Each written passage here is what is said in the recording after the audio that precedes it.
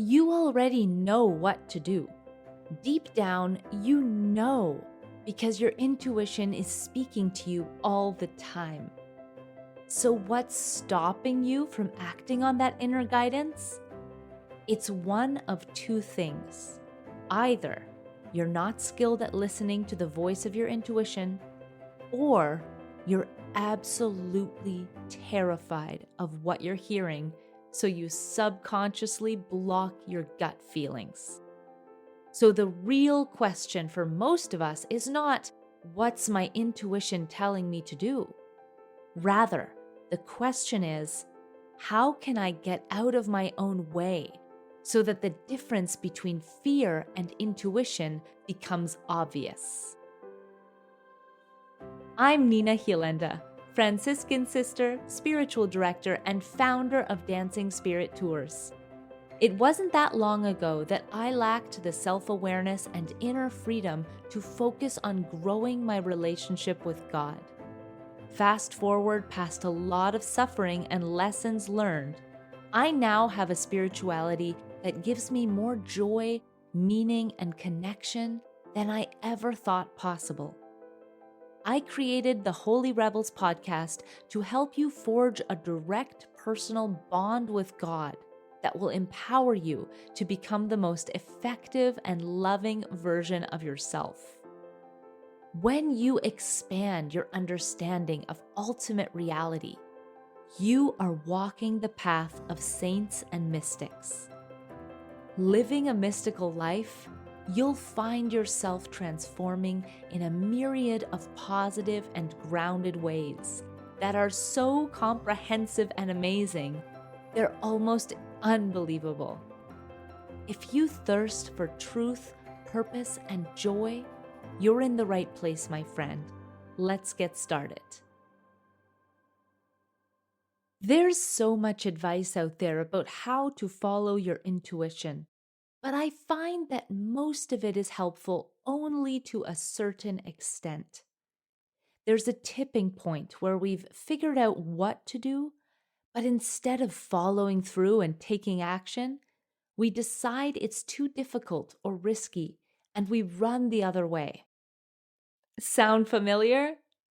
In this episode of Holy Rebels, we're going to take an unconventional approach to the subject of following your intuition. I'm not going to tell you about how to overcome your fears by eliminating negative thoughts. You already know the basics. You already know that mindfulness strategies can help you sharpen your intuition and boost your energy level so that you can take a leap and do whatever it is your gut feeling is telling you to do.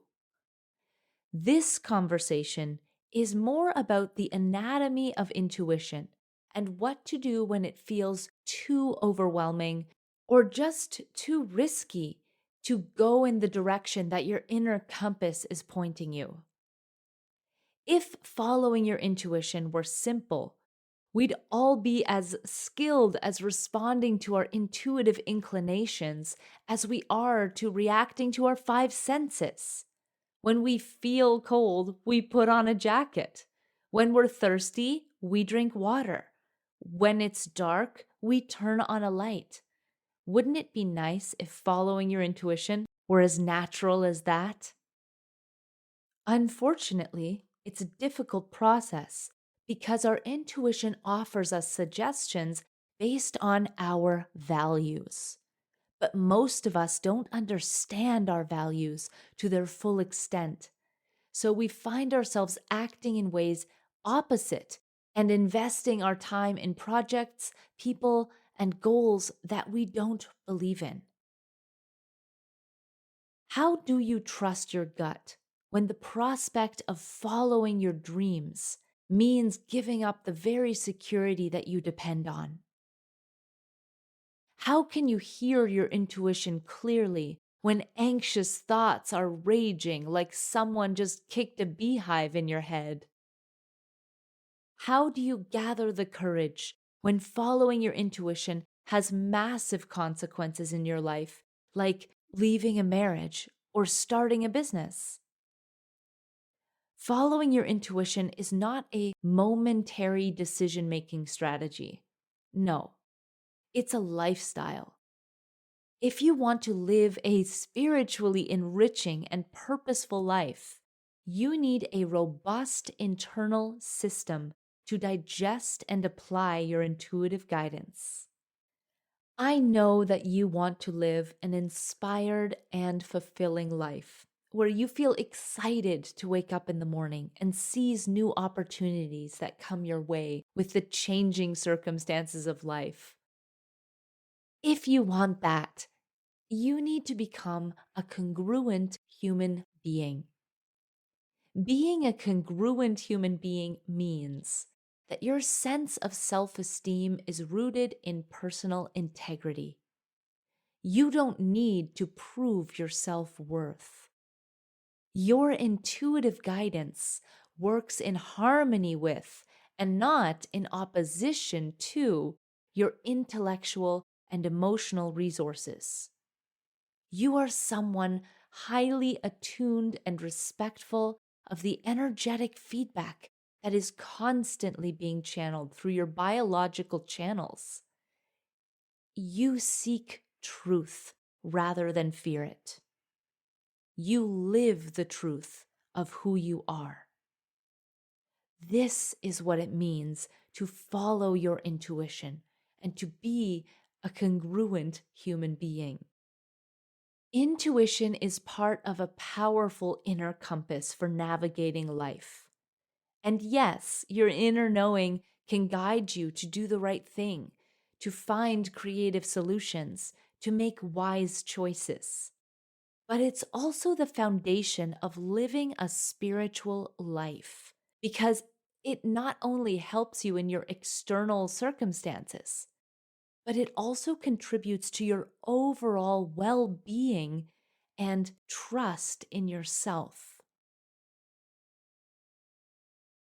When you trust your gut and you use that intuition to inform your choices, you become a more authentic version of who you are. Your intuition teaches you about who you were born to be. And that's because it's a direct line to the divine. Intuition can help you connect with yourself on a deep level so that you understand what makes you truly happy and fulfilled. In some ways, your intuition knows you better than you know you. It's like an inner parenting device connected to the divine. I recently presented a webinar called the Camino Experience Live Class, where I spoke about the essential nature of intuition for living an inspired and purposeful life. Our upcoming trip in Spain is all about this subject. And it's a unique journey because it combines a traditional walking pilgrimage with the 500-year-old mystical teachings of St. Ignatius of Loyola, which is all about actionable strategies for how to listen to your inner voice and cut through the fear that prevents you from living the life you desire. That's what we're doing on our Camino. And if you're interested in joining us, we do have some spots left in 2023, but we're also booking well into 2024 already. So if you're interested, pause this podcast and send me a message. I can give you a free trip guide. The reason I bring this up is because it wasn't until I studied the mystical teachings of St. Ignatius and practiced the lessons that he teaches in his masterwork, the spiritual exercises, that I feel like I cracked the code of intuition and became skillful at integrating inner guidance into my whole life, rather than just tapping into my intuition when I'm in crisis or only when I need it. And I want to speak more about how to integrate your intuition in your whole life. But first, I'd like to share a little more about Ignatius himself, because his life is so inspiring. Ignatius of Loyola was born in the gorgeous Basque region in Spain in 1491. Very interested in social climbing and riding and dueling, romancing women. And one day he's called to fight a battle in the city of Pamplona. It did not go well for him. He arrives to discover that they are greatly outnumbered, but as a matter of honor, Ignatius refuses to give up. He's fighting from inside the fortress when a stream of cannonballs comes crashing through the citadel. One cannon hits Ignatius in the leg, totally shattering his femur. Ignatius is buried under rocks and knocked out. When the battle clears, his opponents are rummaging through the debris, and they find Ignatius alive. They take pity on him, and you know what they do? They carry Ignatius 100 kilometers, 60 miles, back to Loyola on a stretcher. The journey takes weeks, and his wounds become infected. Finally, arriving home at Loyola, the doctors are waiting, and immediately they conduct surgery. It's a horrible surgery, and all without painkillers back then. The doctors have to re-break Ignatius's leg and put it back together to get the proper alignment so that one leg isn't shorter than the other. While he's recovering from this dark time in his life, Ignatius gets pretty bored. He can't do anything but lay in bed. But his sister brings him a book, and it's the only book in the house about the lives of the mystics. Ignatius reads about these inspiring people like Francis of Assisi and Mary Magdalene and Hildegard of Bingen. And he begins to reflect on his own life, daydreaming about doing what the saints did, living a life of spiritual service. When he imagines this new, truly heroic life, Ignatius's heart flowers open, and he feels this pure kind of joy that he felt when he was a child. When his leg heals, Ignatius sets out on a pilgrimage that will change his life forever. He dresses himself as a beggar and leaves his family's stately home. He crosses mountains and forests, deserts, orchards, vineyards, and dozens of villages. He is walking the exact route that we'll be walking on our Camino journey. And as Ignatius walks through these breathtaking landscapes, he comes to appreciate stillness, solitude, reflection. His original intention was to go all the way to Jerusalem, but his plans change when he arrives at Montserrat, where we'll be going too. Montserrat is affectionately nicknamed the monastery above the clouds. It's known as a mystical mountain, home to a Black Madonna statue, which by the time of Ignatius's visit had already been a revered pilgrimage site for centuries. Montserrat is still an active monastery today, and you can imagine Ignatius climbing up the stairway, adorned with these intricate mosaics depicting these famous female saints. And then you find yourself at the top of the stairs, in a silver-plated room where the Black Madonna sits regally upon her throne.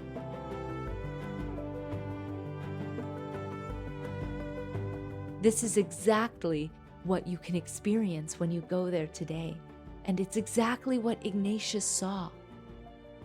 And he was so moved by the Black Madonna that he spent a night in the sanctuary in prayer. And at dawn, he offers his sword to the Divine Feminine, and he devotes the rest of his life to serving God.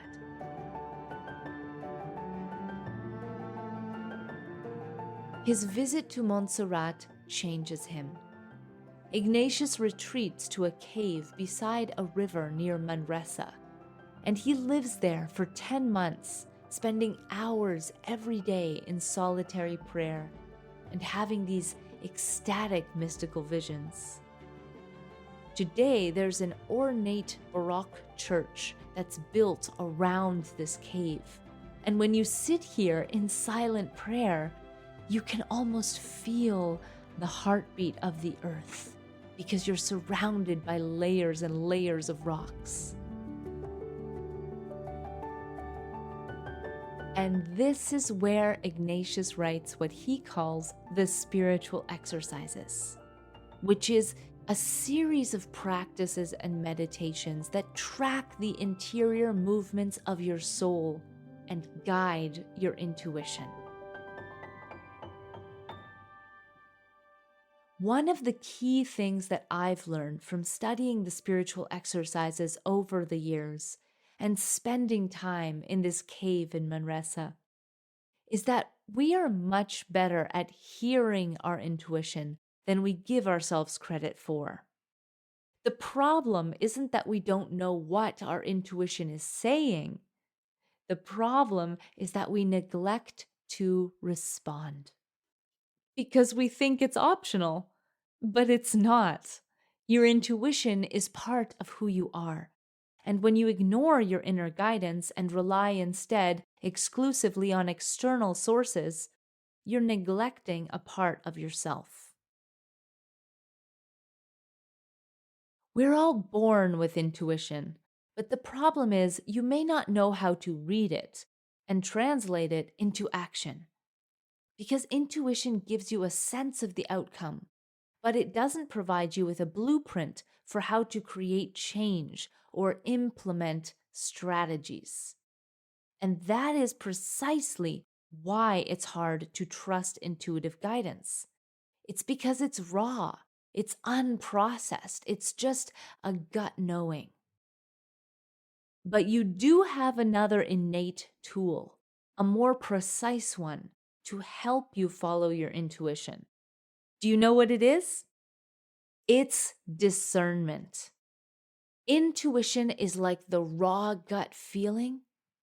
Discernment is how you decipher your intuition. Whenever there's a decision to be made, for example, should I trust this person? Or what is the next step I should take in my career?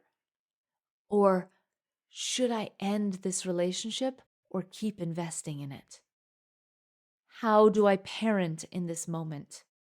How can I support this person I love? We ask ourselves these big questions, and we usually get a gut feeling about it, right? Even if it's not the answer that we want to hear. But what happens next is the thing that we rarely discuss, but Ignatius addresses it head on. There's a split second after we get an intuitive hit where we have an emotional response to the intuitive guidance. And it's often the emotional response that influences our decision of how to move forward, rather than the intuition itself. And this can have devastating consequences because we can talk ourselves out of following our intuition so easily. So this is the moment you need to apply discernment, because discernment is the ability to recognize the difference between your intuitive intelligence and whatever else might get in the way, be it fear, self-sabotage, the voice of the ego. There are a myriad of ways that we talk ourselves out of listening to our intuition. Intuition is the ability to understand something immediately, based on feeling, without the need for a conscious reasoning. While discernment is the ability to maintain your integrity by aligning your thoughts and actions with your intuitive guidance. So they work hand in hand. I like to think about intuition and discernment as equal parts of the compass of your soul. Discernment is there to help you reveal what is hidden and to separate fear from intuition so that you can see the clear path ahead. Okay, so let's be more specific. When it comes to discernment, Ignatius lists 14 rules or guidelines that directly impact how well you can listen to and implement your intuitive guidance. Now, these aren't rules he reads in books.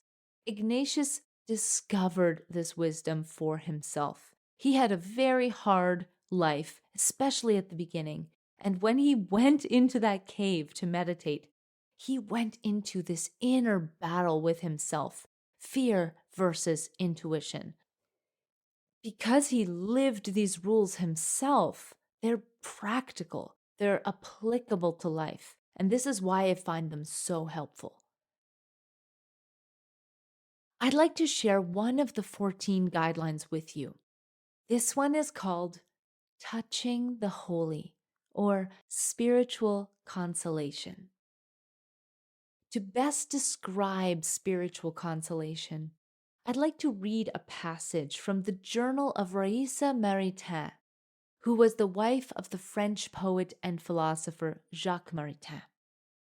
When she and Jacques were students, neither of them were spiritual people. Their professors were teaching them that the world has no intrinsic meaning, that life is absurd, and the typical nihilistic philosophies of the turn of the century. Well, one day the two lovers were walking in one of the gardens of Paris, and they decided to take their professors seriously. If life has no meaning, they would not live it. They gave truth with a capital T 1 year to reveal itself to them, and resolved that if they could not find truth within a year, they would take their lives together. In the course of that year, a series of bizarre synchronicities and deep spiritual revelations came to them. And for the first time, the lovers learned that it's possible to find real, objective truth, beauty, and goodness in the world. At this point, Raissa has developed a deep prayer life, and after her death, her husband Jacques published her journal, which is why we have it. And this passage is about one day where she goes to church in the morning and winds up spending 3 hours sitting silently in the cathedral. She wants to pray the Litany of the Sacred Heart, but she's stopped by a force of love. I'll let Raissa describe it in her own words. At the first invocation, Kyrie eleison, Lord have mercy, I paused, obliged to absorb myself, my mind arrested on the divine nature of love. Suddenly I had a keen sense of love's nearness, tenderness, of the incomprehensible compassion which impels God to demand our attention, our love, our thoughts. Greatly moved, I wept very sweet tears. The joy of being able to feel God so kind and so close to me.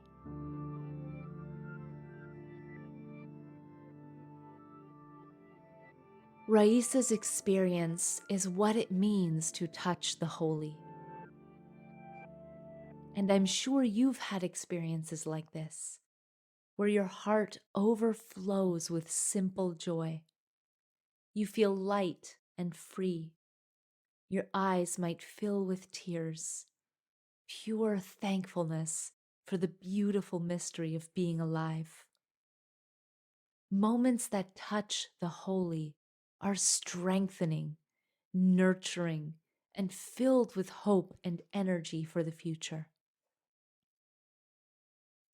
What does this all have to do with intuition? Well, experiences like this put you on the wavelength that you need to be on to hear your intuition, to fuel your creativity, health, vitality, synchronicity, connection, purpose. Here's another story. You know the saying, we are not human beings having a spiritual experience.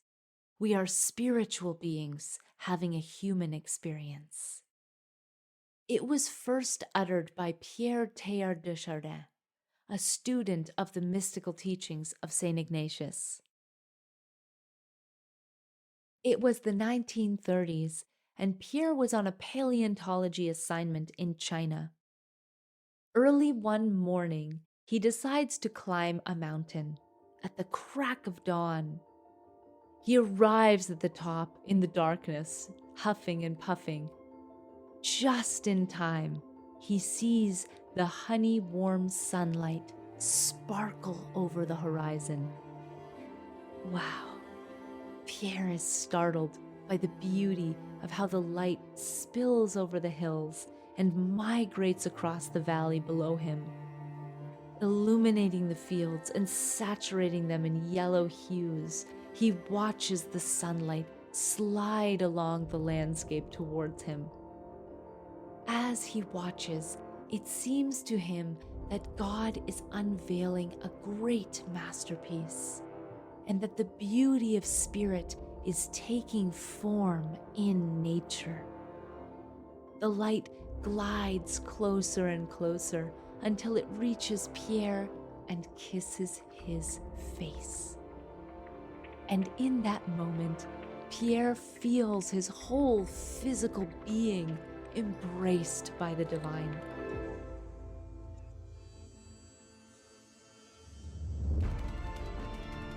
He feels an unprecedented harmony between his body and soul. Awestruck, Pierre realizes how basking in the morning light turns a light on within him, and it becomes clear to him that the outer landscape, the mountain, the valley, the singing morning birds, and his inner landscape of his soul, they are mirrors for one another. And he concludes the famous line that rings true for so many of us today. We are not human beings having a spiritual experience. We are spiritual beings having a human experience. This is what it means to touch the holy in the most ordinary event, a sunrise. For me, I tend to feel this spiritual consolation when I'm guiding pilgrims to sacred places around the world.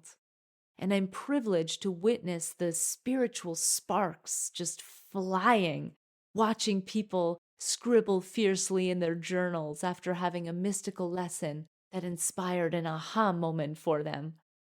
I feel this fire burning within me whenever I'm helping people leverage the laws of the universe to make their dreams real. It takes me out of myself, and it places my entire focus on service. And when I'm focusing on community and helping others get in touch with what's most important to them, I feel the presence of God filling my heart. And I also notice how it wells up from within my students. And that shared fascination of the divine is the catalyst that draws us together. It's just magical. What about you? What brings you spiritual consolation? What's your sunrise on the mountaintop experience? What lifts you up out of yourself and connects you with the deeper meaning of your life? Knowing the answer to these questions, knowing the answer to what helps me touch the holy, is so powerful because it naturally moves you in the direction of your intuitive guidance. Because this state of spiritual consolation, where you feel God near, it makes you permeable to intuitive messages. And you'll find yourself taking on the thoughts, the feelings, sensations that you would normally have if you were already acting on your intuition. So when you have these touch the holy moments, it means you are already in an optimal state of spiritual receptivity, and the ideas, inspiration, and actions that follow naturally align with your intuition, because that's where your intuition is pointing you in the first place, to this state of beingness and to everything that comes out of it. And here's the best part. The fears or resistances that might normally stop you in your tracks when your intuition nudges, those fears cease to exist because you're elevated to a level where fear has no power over you.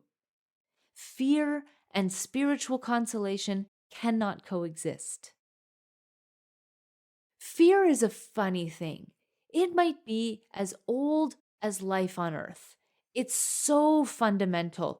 It's so deeply wired in our reactions. It's evolved over a long history of biology, and it's meant to protect you against perceived threats to your existence.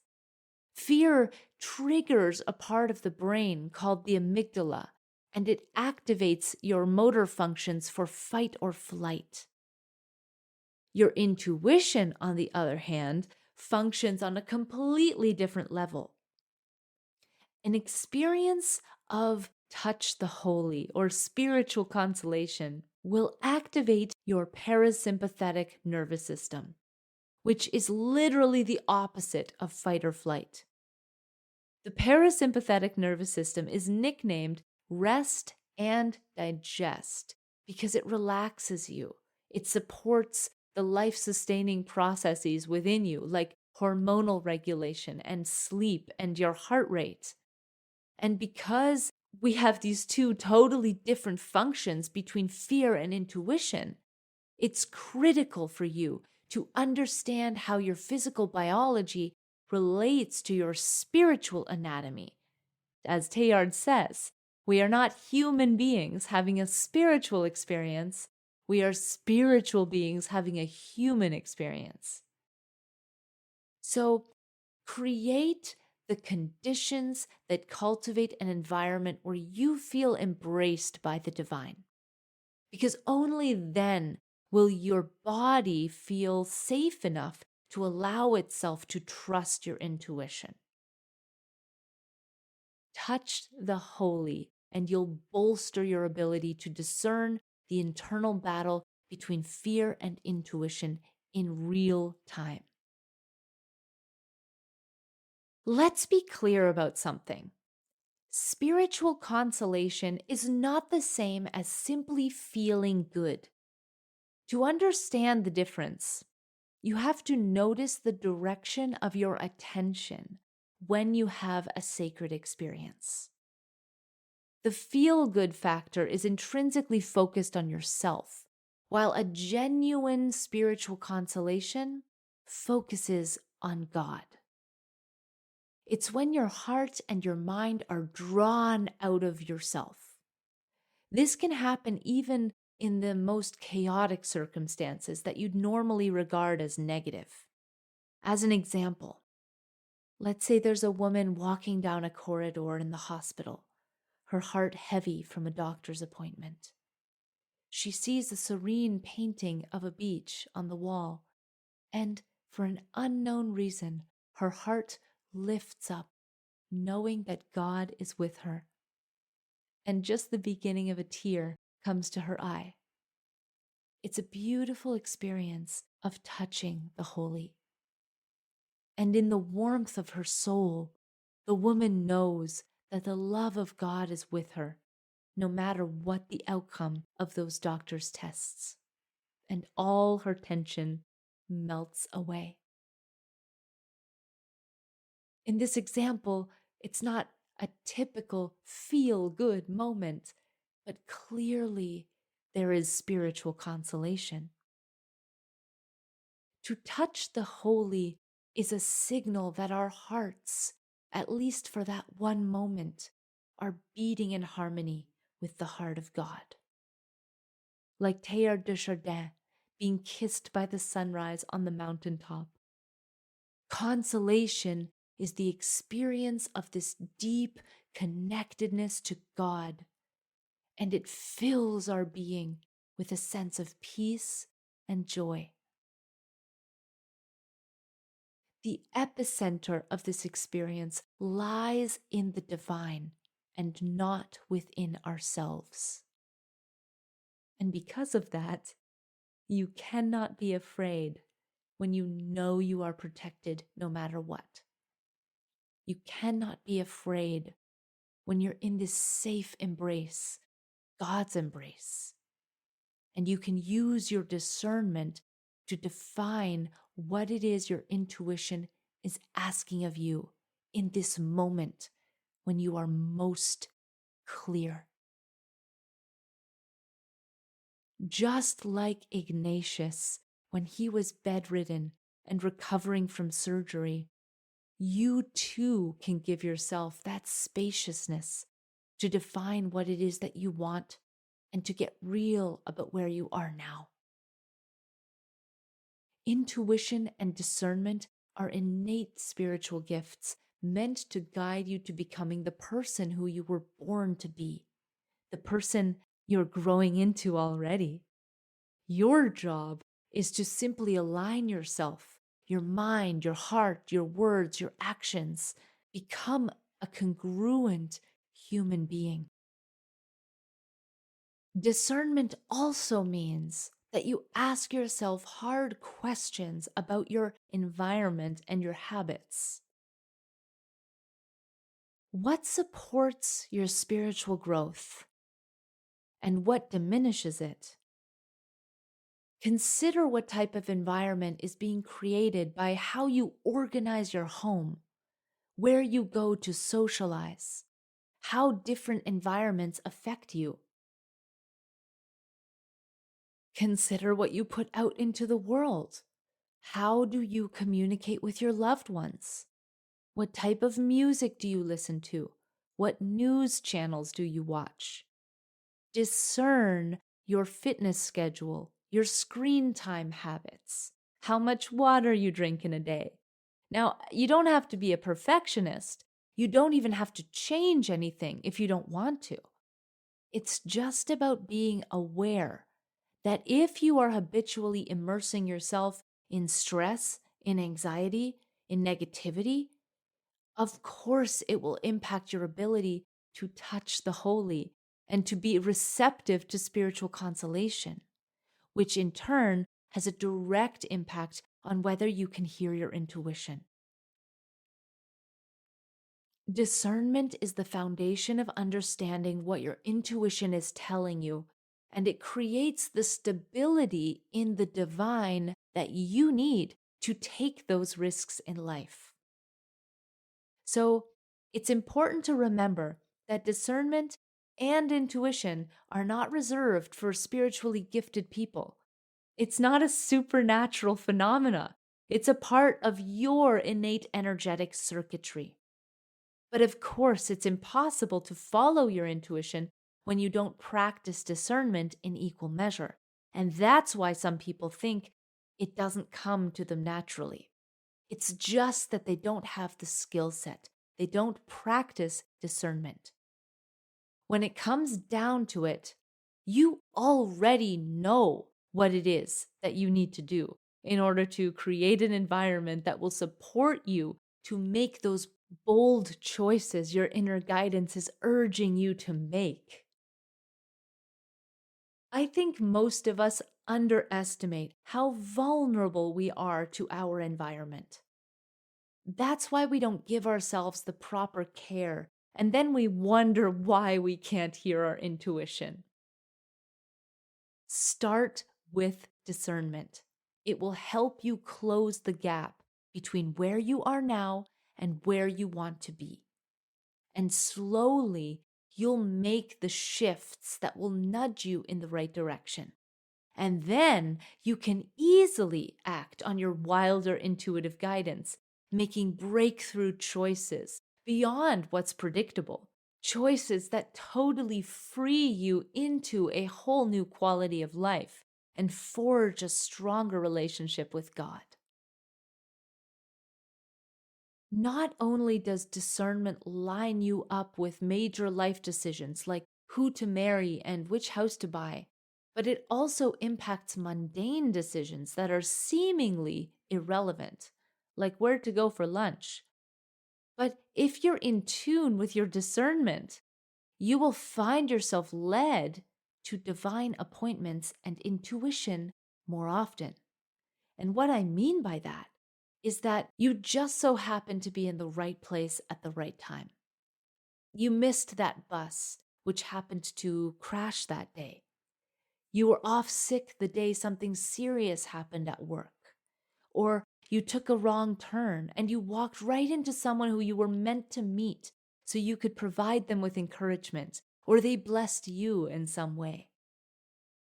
There are all kinds of stories about people who were led to go to such and such a place at such and such a time, and they met somebody who they will later recognize as being a divine appointment. I'm so amazed by the forces in this world that are beyond our understanding.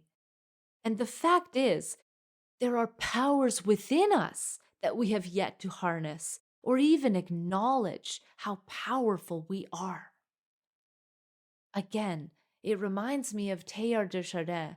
He says, "Someday, after mastering the winds, the waves, the tides, and gravity, we shall harness for God the energies of love.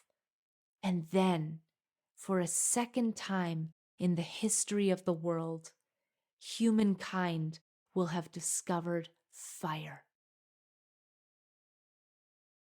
My friend, it's an honor to be here with you today.